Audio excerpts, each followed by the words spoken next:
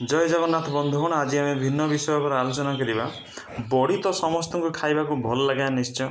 तेबे आमर गाँ मानक जो सब बड़ी तैयारी होता है ताधे पानी कखारु मिस थाए। पानी कखारु आउ चाउल बिरी इत्यादि मिसिक बड़ी तैयारी होता है।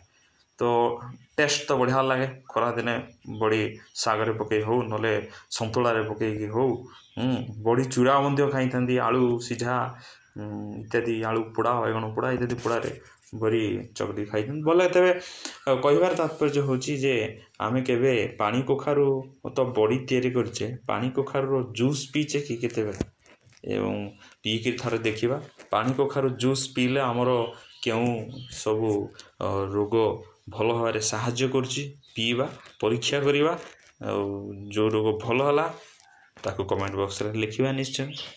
तो नुआ नुआ अनुभूति अनुभव करवा एवं यह शेयर करवा निजर अनुभूति के मध्य कमेंट बॉक्स रे लिखि शेयर करवा।